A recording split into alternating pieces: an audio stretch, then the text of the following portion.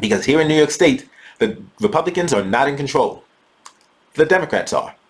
We have a Democratic governor. We have a Democratic legislature with supermajorities. We have Democratic representatives in Congress. This is a Democratic state. Yet, here in Democratic New York State, third parties are dead. How did third parties die? Let me give you a quick history lesson.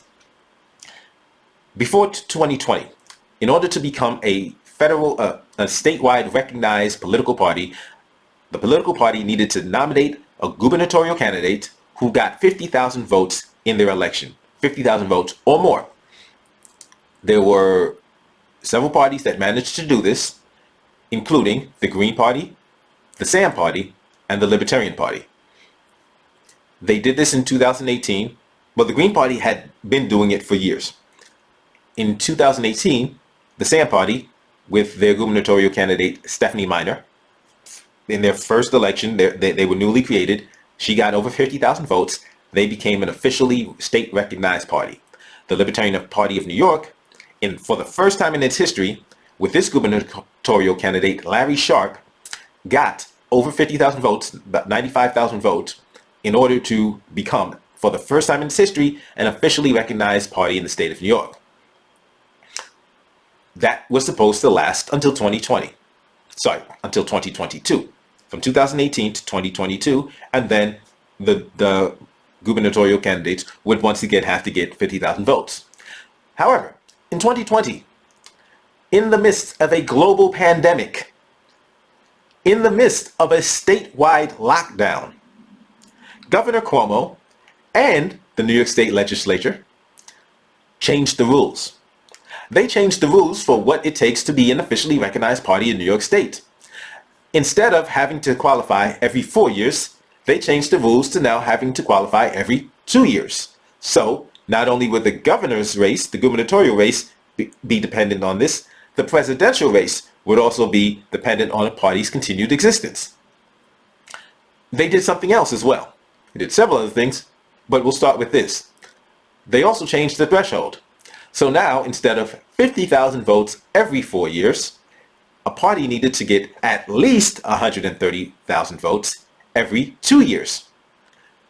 It turned out that, when I said at least, because there could be, if the 2% threshold was more than 130,000, 2% of the total votes, then that number would apply.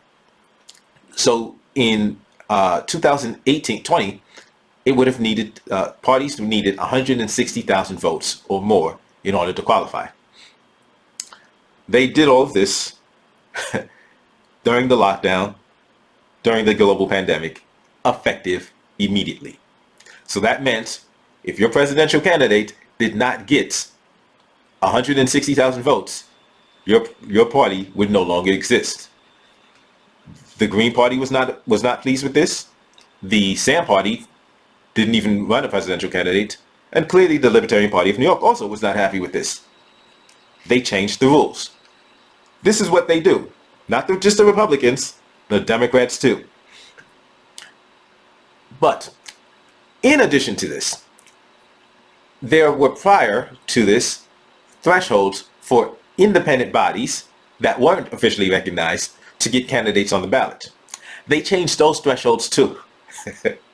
So while at one point it took 15,000 signatures to get a statewide candidate on the ballot, now it takes 45,000 signatures to get a statewide candidate on the ballot. But yeah, only Republicans are trying to interfere with the democratic process. Only Republicans are trying to suppress the vote. Only Republicans are trying to interfere with people's access to choosing representatives for themselves. Only the Republicans. All of this was done, quickly put through, and I personally knew what this meant. Because I knew, especially with the rhetoric from, amazing people like Michelle Obama, this is not the time to play around with voting for third parties. But they don't tell you what the rules are. They don't tell you how that actually affects the political process. They want you to believe that it's either president or that's it, that there's no other stakes.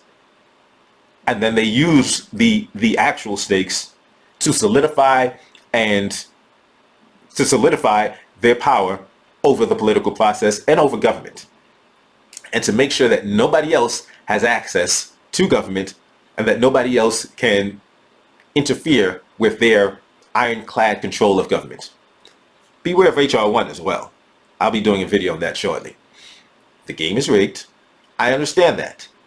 Knowing that, it's important to realize what the Democratic and Republican parties are, because a lot of people don't realize that, and the rhetoric is intentionally exists to obscure you from what the Republican and Democratic parties actually are.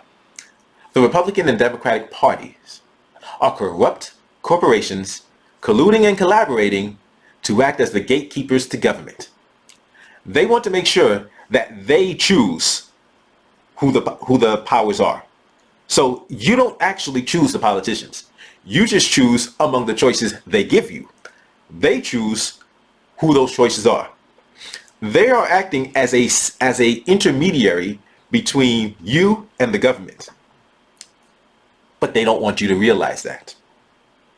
That's why did you ask this question? Why did you only have the choice of Biden and Trump? Why did you only have of horrible choices? 2016. Why did you only have the choice of Hillary and Trump? You didn't really, but why were those the only choices being pushed to you? Why? Because the Democratic and Republican parties have established what is often called a duopoly. And they make sure that they get to choose who is going to be put in front of you for you to choose. But they're making the choice. Just like Biden. Biden wasn't the most popular choice. They chose Biden. They then told everybody else, get out. That's what they did. They told everybody else, get out. It's Biden. They made sure it wasn't Bernie. But they had the power. They made the choice and then said, hey, now you have a choice. But you didn't really have the choice because they had already chosen. They narrowed it down to just two people. And hey, the Republicans. There was somebody running. I don't think he had a shot in hell, but the Republicans never even gave him a fair shake. They never even had they closed down primaries in various states. They actually joined the RNC, the corporation merged with the Trump campaign to make sure that there was no other choices being put before Republican voters. The Democrats made sure that the choice was made for you, that it was going to be Biden. That's what the Democrats did. Now, there were a couple of other people on most state ballots, but media didn't talk about it. TV, no. So the TV is actually a co-conspirator. Media is a co-conspirator with these two corrupt corporations who want to make sure that they are the ones that choose who is in power in the government. You don't really have the choice. That's why the war against third parties exists. They want to make sure that they are the only ones that choose who you can choose from. So now, I can say you have the choice. You have freedom. You can choose what you want to eat. I made peanut butter and jelly sandwiches and cheese sandwiches. But you have the choice. That's what they're choosing. That's what they're doing. Except their choices aren't as appetizing as peanut butter and jelly and cheese sandwiches. It's way worse than that.